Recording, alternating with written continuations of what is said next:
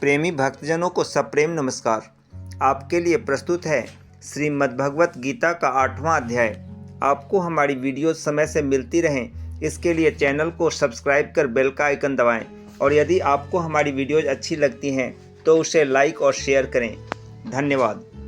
इस प्रकार भगवान के वचनों को न समझकर अर्जुन बोले, हे पुरुषोत्तम, जिसका आपने वर्णन किया वह ब्रह्म क्या है, अध्यात्म क्या है, कर्म क्या है और अधिभूत नाम से क्या कहा गया है, अधिदैव नाम से क्या कहा जाता है। हे मधुसूदन, यहाँ अधियज्ञ कौन है और वह इस शरीर में कैसे है, और युक्त चित्त वाले पुरुषों द्वारा अंत समय में आप किस प्रकार जानने में आते हो। इस प्रकार अर्जुन के प्रश्न करने पर श्री कृष्ण भगवान बोले, हे अर्जुन, परम अक्षर अर्थात जिसका कभी नाश नहीं हो, ऐसा सच्चिदानंद घन परमात्मा तो ब्रह्म है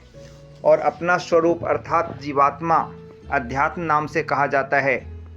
तथा भूतों के भाव को उत्पन्न करने वाला शास्त्र विहित यज्ञ, दान और होम आदि के निमित्त जो द्रव्य आदिकों का त्याग है वह कर्म नाम से कहा गया है। उत्पत्ति विनाश धर्म वाले सब पदार्थ अधिभूत हैं और हिरण्यमय पुरुष अधिदैव है। और हे देहधारियों में श्रेष्ठ अर्जुन, इस शरीर में मैं वासुदेव ही विष्णु रूप से अधियज्ञ हूँ, और जो पुरुष अंतकाल में मेरे को ही स्मरण करता हुआ शरीर को त्याग कर जाता है वह मेरे साक्षात स्वरूप को प्राप्त होता है, इसमें कुछ भी संशय नहीं है। कारण कि हे कुंती पुत्र अर्जुन, यह मनुष्य अंतकाल में जिस जिस भी भाव को स्मरण करता हुआ शरीर को त्यागता है उसको ही प्राप्त होता है, परंतु सदा उस ही भाव को चिंतन करता हुआ, क्योंकि सदा जिस भाव का चिंतन करता है अंतकाल में भी प्रायः उसी का स्मरण होता है। इसलिए हे अर्जुन, तू सब समय में निरंतर मेरा स्मरण कर और युद्ध भी कर। इस प्रकार मेरे में अर्पण किए हुए मन बुद्धि से युक्त हुआ निस्संदेह मेरे को ही प्राप्त होगा। हे पार्थ, यह नियम है कि परमेश्वर के ध्यान के अभ्यास रूप योग से युक्त अन्य तरफ न जाने वाले चित्त से निरंतर चिंतन करता हुआ पुरुष परम प्रकाश रूप दिव्य पुरुष को अर्थात परमेश्वर को ही प्राप्त होता है। इससे जो पुरुष सर्वज्ञ अनादि सबके नियंता सूक्ष्म से भी अति सूक्ष्म सबके धारण पोषण करने वाले अचिंत्य स्वरूप सूर्य के सदृश नित्य चैतन्य प्रकाश रूप अविद्या से अति परे शुद्ध सच्चिदानंद घन परमात्मा को स्मरण करता है, वह भक्ति युक्त पुरुष अंतकाल में भी योग बल से भ्रिकुटी के मध्य में प्राण को अच्छी प्रकार स्थापन करके फिर निश्चल मन से स्मरण करता हुआ उस दिव्य स्वरूप परम पुरुष परमात्मा को ही प्राप्त होता है। हे अर्जुन, वेद के जानने वाले विद्वान जिस सच्चिदानंद घन रूप परम पद को ओंकार नाम से कहते हैं और आसक्ति रहित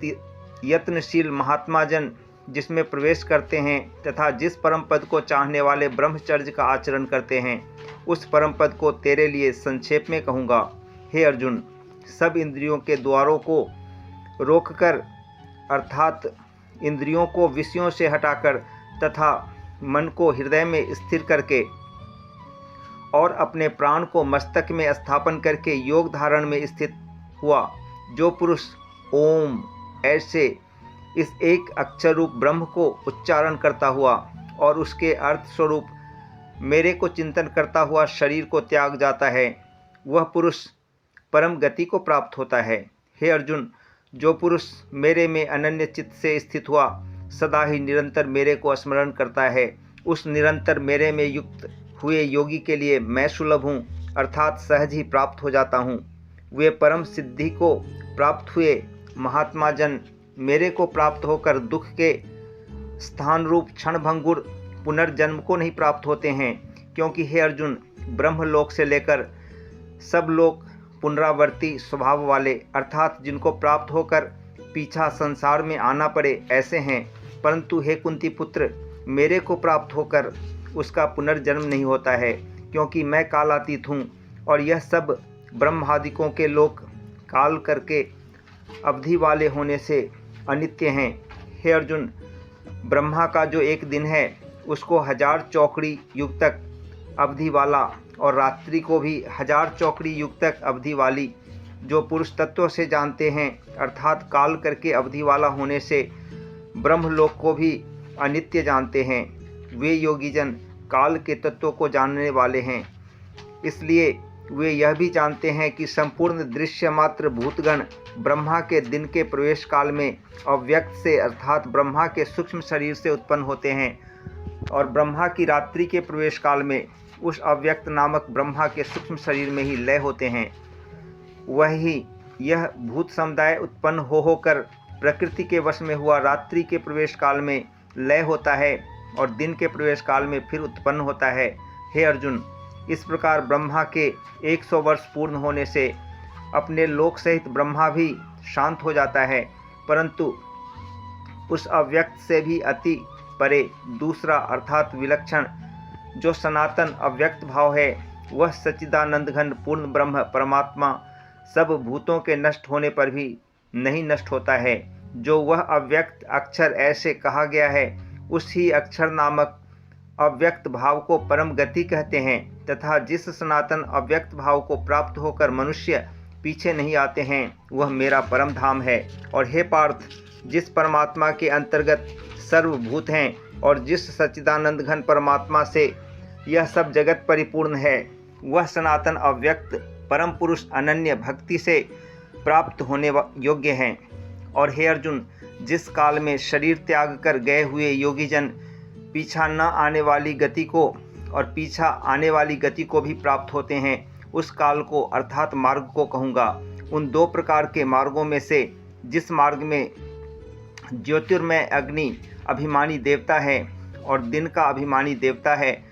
तथा शुक्ल पक्ष का अभिमानी देवता है और उत्तरायण के 6 महीनों का अभिमानी देवता है, उस मार्ग में मरकर गए हुए ब्रह्मवेत्ता अर्थात परमेश्वर की उपासना से परमेश्वर को परोक्ष भाव से जानने वाले योगीजन उपरोक्त देवताओं द्वारा क्रम से ले गए हुए ब्रह्म को प्राप्त हुए हैं। जिस मार्ग में धूमाभिमानी देवता है और रात्रि अभिमानी देवता है तथा कृष्ण पक्ष का अभिमानी देवता है और दक्षिणायन के 6 महीनों का अभिमानी देवता है, उस मार्ग में मरकर गया हुआ सकाम कर्म योगी उपरोक्त देवताओं द्वारा क्रम से ले गया हुआ चंद्रमा की ज्योति को प्राप्त होकर स्वर्ग में अपने शुभ कर्मों का फल भोगकर पीछा आता है। क्योंकि जगत के यह 2 प्रकार के शुक्ल और कृष्ण अर्थात देवयान और पितृयान मार्ग सनातन माने गए हैं। इनमें एक के द्वारा गया हुआ पीछा न आने वाली परम गति को प्राप्त होता है और दूसरे द्वारा गया हुआ पीछा आता है अर्थात जन्म मृत्यु को प्राप्त होता है। हे पार्थ, इस प्रकार इन दोनों मार्गों को तत्व से जानता हुआ कोई भी योगी मोहित नहीं होता है, अर्थात फिर वह निष्काम भाव से ही साधन करता है, कामनाओं में नहीं फंसता। इस कारण हे अर्जुन, तू सब काल में समत्व बुद्धि रूप योग से युक्त हो अर्थात निरंतर मेरी प्राप्ति के लिए साधन करने वाला हो। क्योंकि योगी पुरुष इस रहस्य को तत्व से जानकर